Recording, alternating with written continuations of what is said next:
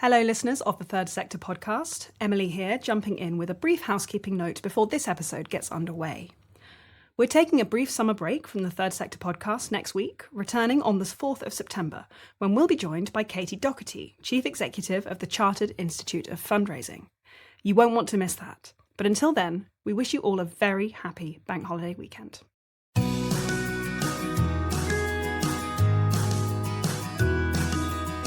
Hello and welcome to the Third Sector podcast. I'm Lucinda Rouse. And I'm Emily Burt. Each week we bring you half an hour of discussion and debate about the important goings-on in the charity world. Today we'll be finding out about Black feminist principles and asking how these can be applied to partnerships between charities working in any context. Our guest today is Jules Lynch, founder and chief executive of the Global Girl Project, an organisation that supports girls living in marginalised communities around the world to become leaders and ignite social change. She's also a trustee of the Baobab Foundation, a pro-Black foundation that is on a mission to redress anti-Blackness in the funding world. Hi, Jules. Thanks so much for joining us. Hi, Lucinda. Hi, Emily. Thanks for having me. It's good to be here. So first questions first. Could you please tell us, what are Black feminist principles? Start off with a big one at the beginning, isn't it? I'm not an expert on Black feminist principles. I am a Black feminist myself, so I can sort of speak from my own experiences. But for me, it's really about looking at the current systems that exist that keep those of us who are marginalized in marginalized situations and those of us who are not in positions of power, and looking to sort of dissect those and turn them, in our experience, upside down, right? So looking at how we work to address the issues and the experiences of those who are most marginalized, and then work backwards from there or forwards from there.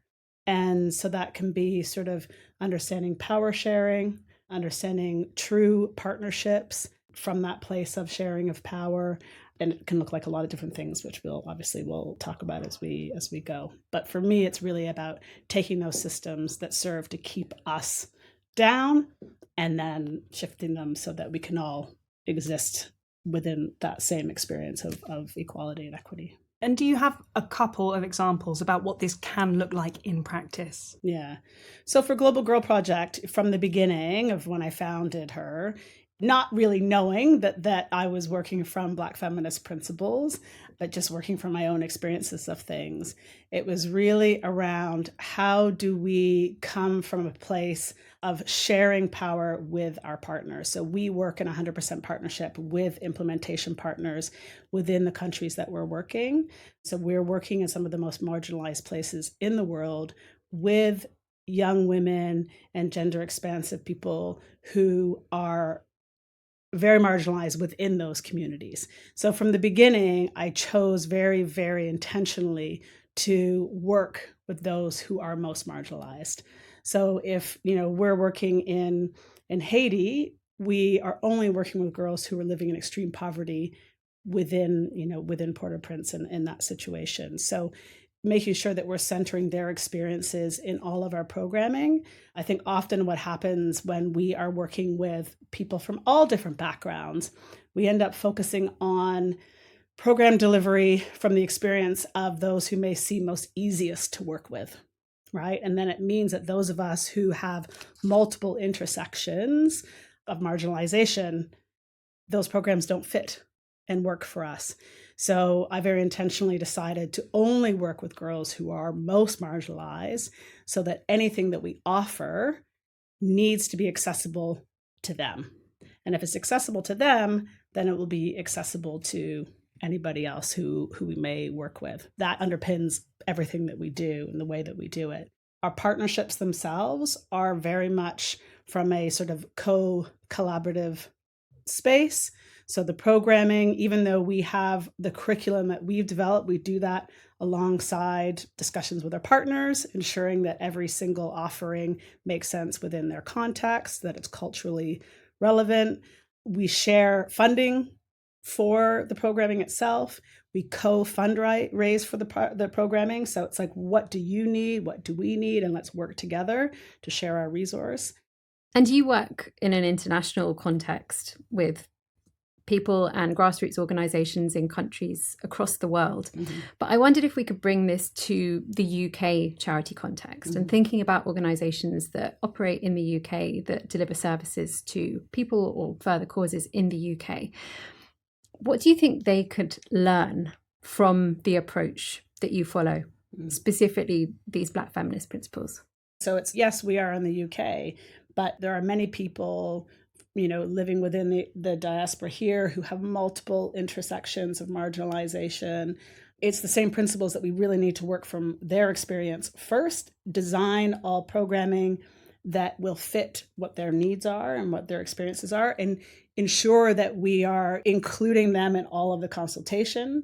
And I mean us, right? Ensuring that those that are in leadership actually represent the places and the people that you're working with, and that trust-based way of working is expressed in all of your offerings, right? Whether you're fundraising, developing programming, evaluation, all of it needs to sort of come from that trust-based way of working. I think so often, in my experience within the UK, those of us who are asking for support and asking for resource somehow need to prove our worth. We need to prove what we need. We need to prove that we're doing it over and over and over and over again. And it feels like those who have power and who have resource don't have to do the same thing. And so I think there's also sort of making sure that we come from that trust-based way of working, that people who are doing the work, people who have the lived experience, know what they need, know what it needs to look like, and don't need to spend all of their time and resource proving that to people who have that resource.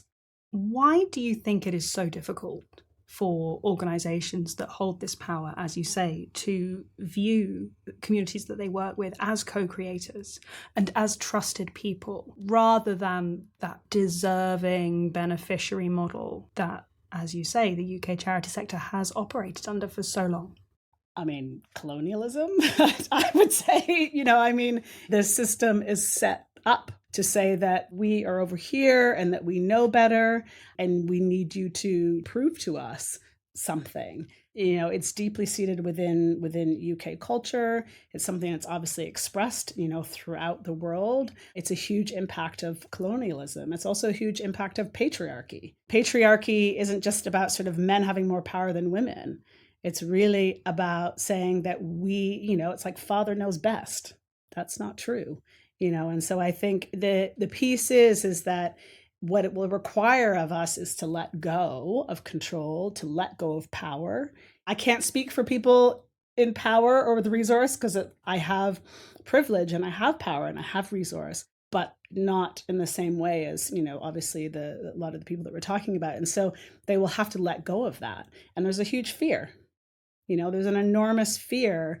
What will happen? This may sound radical, but this idea in terms of colonialism where people have gone into other places, there's been trust, they've been welcomed, and then communities have been decimated for hundreds and hundreds of years.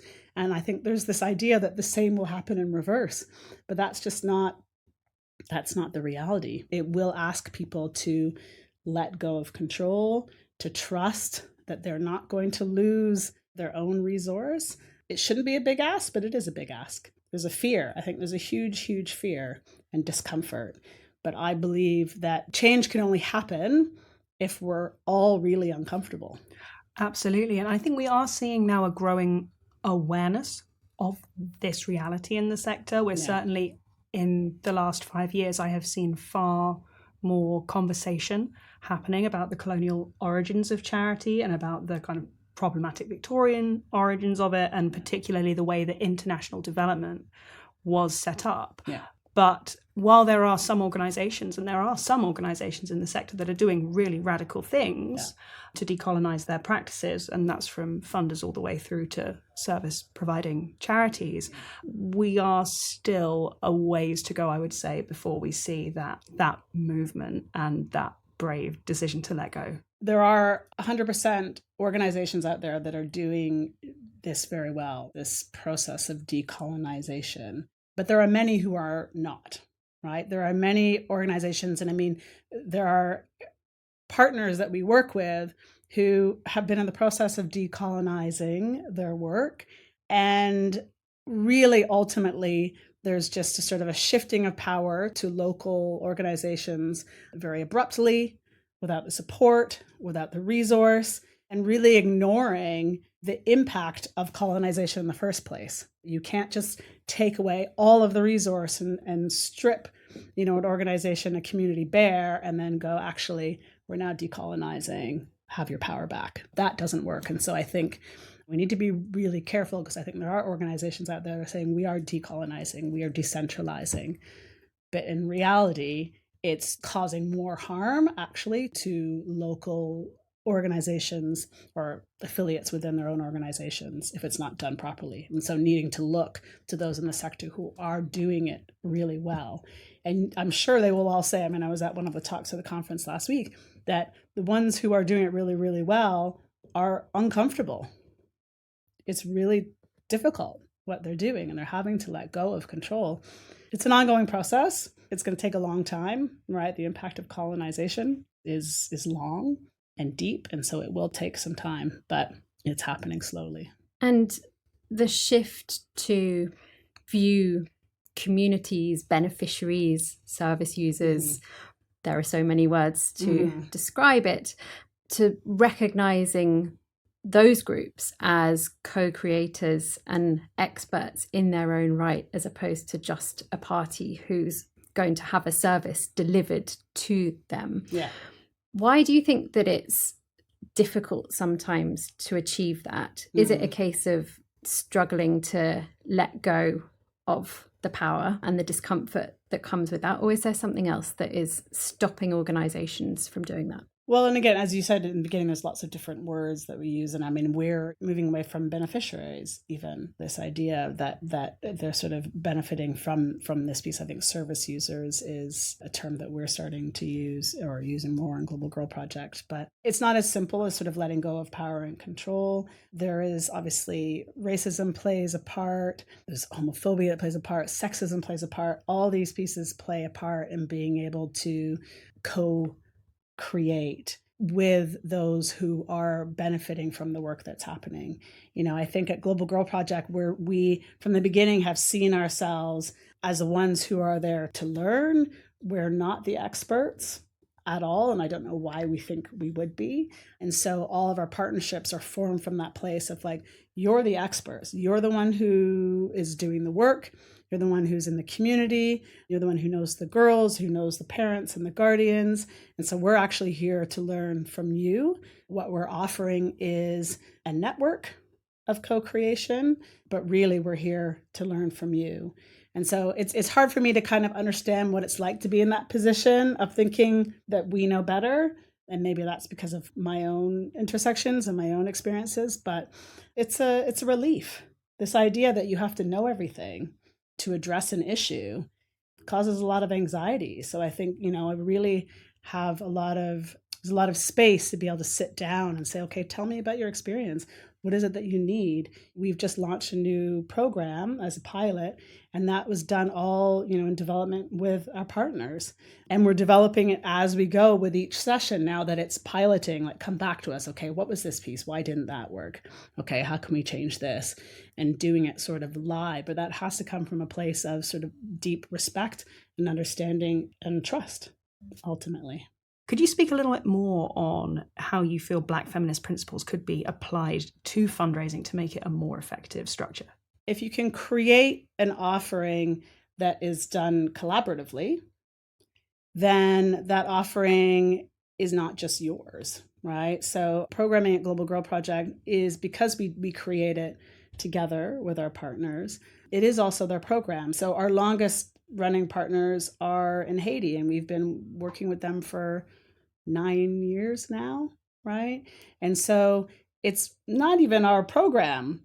But again, I have to let go of control and ownership, right? Which are both sort of quite patriarchal ideas, right? So it's Black feminist theory of really that we don't own any of this.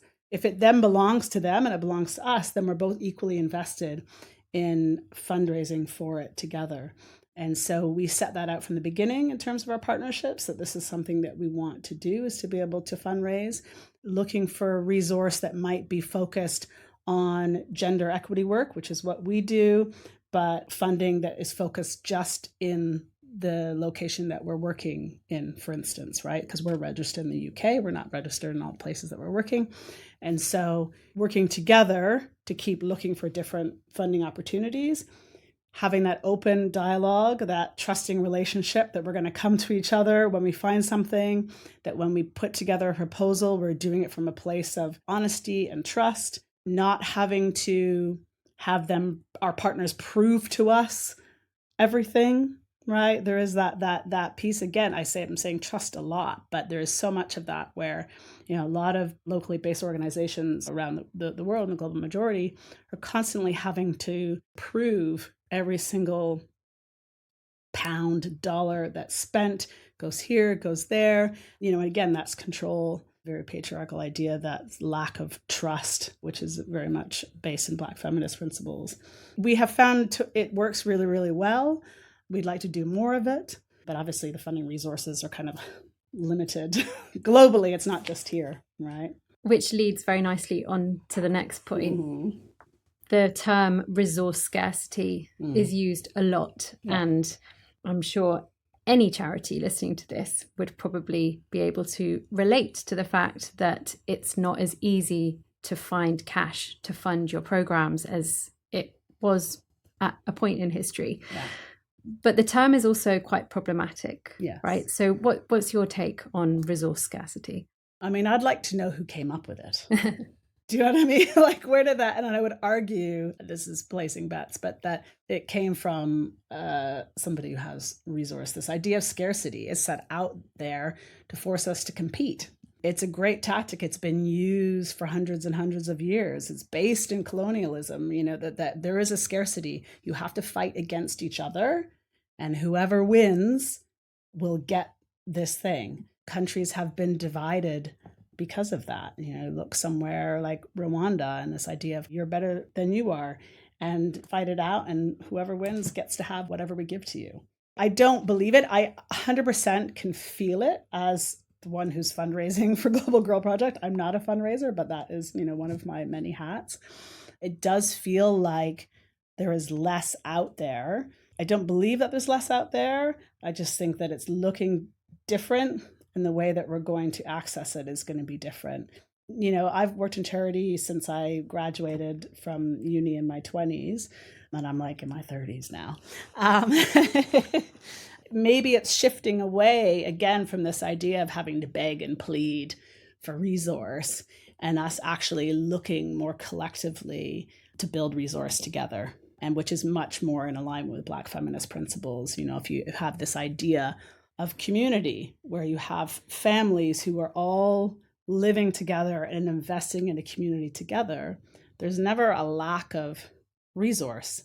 It just may need to look different or come from another place. But as soon as we start sort of siloing and, have this family here and this family here and this family here, and everybody has to compete against each other, then of course there's a scarcity. But that, I think, is created to keep certain people down here and certain people up here. I think it feels particularly evident at the moment as well because of the economic pressure on the sector, because we are continuing to see demand rising, and we are continuing to see cost pressures on charities rising. And because so many systems continue to run on this sort of short-term cyclical model where you have project-based funding for a certain amount of time and then it ends. And once it's gone, how are you going to keep the project going, or how are you going to supply the service that was being funded? And that is always framed as the immediate priority for charities. And charities do feel that they have to keep the lights on, and they have to be able to keep supporting the people that they exist to serve. And it's a really difficult bind to get out of, because 100%, what you are proposing are big radical changes which could completely flip the sector, and that could be great. But how you bring charities together to have a collective mind set change around that, it's definitely an obstacle. is a radical shift away from what we understand to be charity. Even the word charity drives me crazy because I grew up in Canada, worked in the US. We don't really use the term, we use non-for-profit, which again just puts it at a different, so you've got for-profit, not-for-profit, both businesses. Charity is this idea where people have in their mind of begging, please, please give me. And the work that we're doing is intrinsic to the health of the entire global community. Without it, we will cease to exist. And so, yes, absolutely, this idea that you have to keep proving your worth every quarter, every 6 months, every year, it again keeps us in our place, right? Because if we're busy doing that, then it's much harder to focus on sort of the larger scale change. And so I know what I'm saying is completely, radical. However, we can't continue in the way that we're going because there are still millionaires and billionaires and trillionaires now, right? So the money is there. Mm-hmm. It's just not where it needs to be. And this need to quantify everything and to tell your funder where every single pound has been spent. Mm. What's the alternative to that? When you're thinking about evaluation of the work that's been undertaken, when you're thinking about impact measurement, what would be an approach that is compatible and supportive of Black feminist principles? We still want to quantify our work and measure our work, but not for more money. We want to do it because we want to create more impact. Now, I think in terms of different ways to fund the work, following along with Black feminist principles is again sort of looking for more unrestricted ways to fund the work. And I know there are lots of organizations that are doing this. What we've done for the last 5 years, and we're sort of looking to change and expand, is an ambassador program of like-minded people, mainly who identify as women, who are in senior level positions within their own careers, who are deeply invested in the work and who are investing in our work, not just in terms of funding, but in terms of networking, in terms of other resource, in terms of expertise. And really, like, I see it as like a web, like a spider's web, right? And we have like our service users, our girls in the middle, and then around it are all of these people who, for whatever reason, mainly because of their own experiences, mostly, are deeply invested in the work continuing. And I think that if you create that community of people who feel connected and can see the impact they're creating and feel the trust going on both sides, we trust them and they trust us, we're letting them into our organization, we're sharing with them who we are, that they do the same. And we've had that sort of really change Global Girl Project from being just me 5-6 years ago to us being sort of a team of 5, to us being in far more locations, to us launching a new program. That comes down to our original ambassador program. We're now looking to launch Ambassador 2.0, having women and gender expansive people who are from the places that we're working, either living or in the diaspora. So people who are even more connected through their lived experiences of the work. We still apply to funders and we have a few grants. The people who fund us are also, people who are looking to fund in a different way and are working from that trust-based place. Obviously, we still need to prove our impact. We still need to talk about our work, and that's not a problem. That's great. We love talking about our work, but it comes from a place of trust. So I think really trying to find different ways to fund the work through the communities that you are working with, but perhaps like once removed, I think is sort of a way to do it that provides unrestricted funding, and it's just about connection.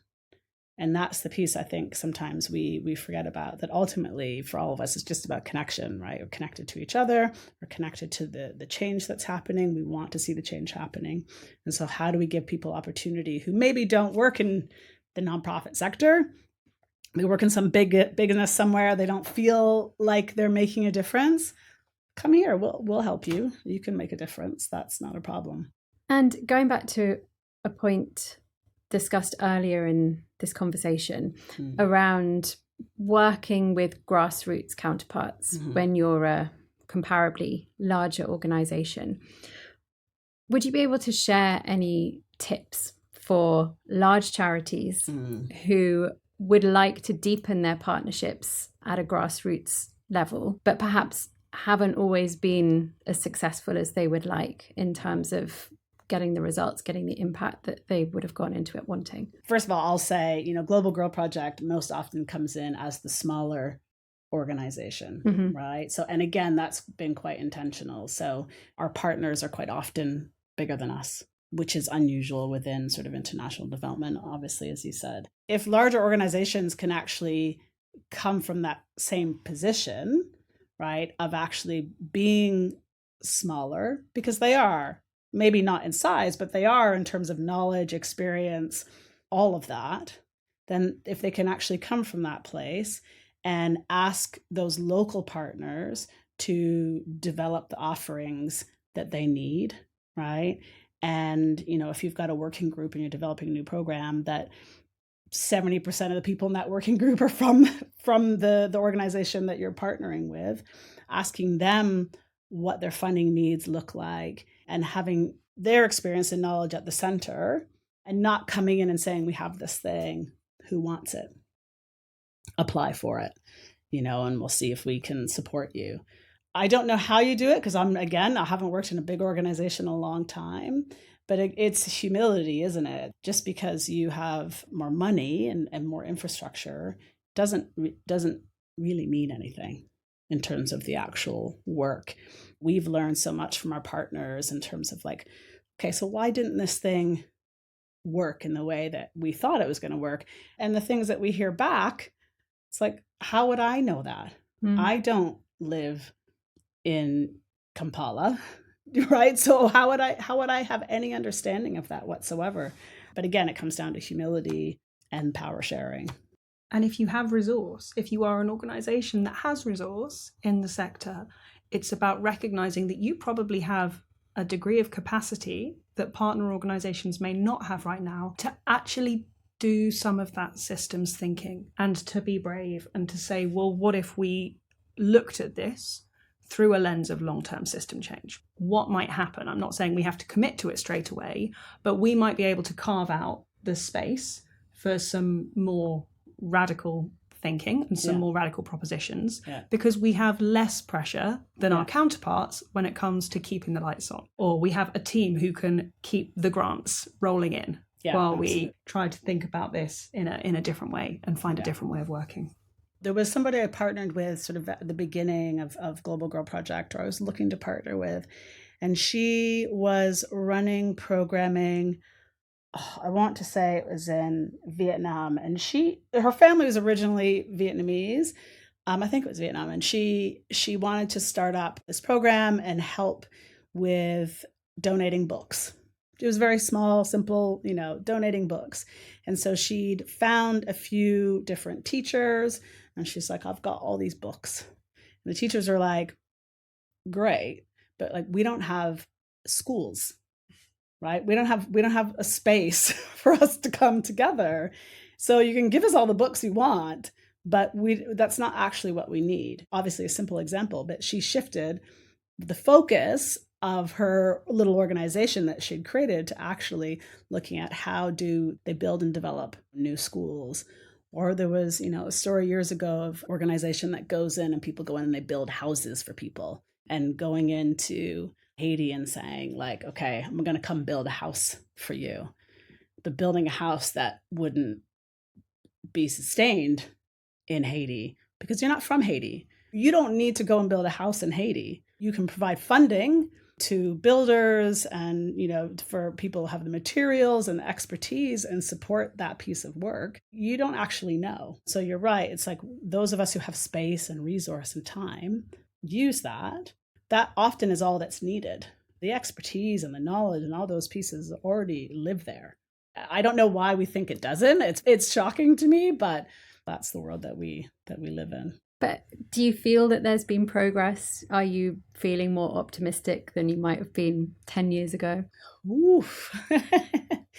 Yeah, I mean, the idea of progress is complicated, right? We think progress is linear. In my experience, progress is never linear. Often we go forwards and then we go even further back, and then we go a bit more forwards, we go a little further back. And so I'd say a lot of people are obviously worried what's happening politically right now. And I have to believe that sometimes there's such a big pull back because there's an acknowledgement that we've actually gone quite a bit forward and people are uncomfortable. I do think the fact that we're having conversations around, decentralization and decolonization, bigger organizations are finally sort of, moving away from like sponsor a child and all that. So I think it is progressing, but it's a long, long journey that will, again, from Black feminist principles, change takes generations.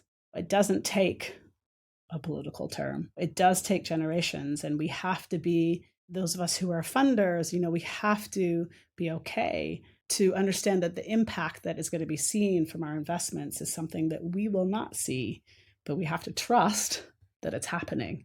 I do think that it's changing and shifting. Obviously, I'm still here, still doing the work 11 years later. And Lots of work. Happy to be a part of it, a part of that change. And I do think it's changing, but it's not as linear as we feel comfortable being. Lots of work still to be done. And yes, as you say, trust and keep your energy up. Yeah, absolutely.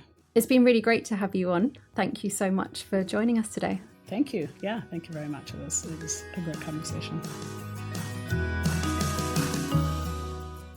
We hope you enjoyed our discussion with Jules, and that's it for this episode. We always love hearing from our listeners, so please do send us any feedback you may have through our listener survey. You can find the link to this in the show notes of this and every episode. From all of us at Third Sector, thank you so much for listening. Our producer is Jude Owen.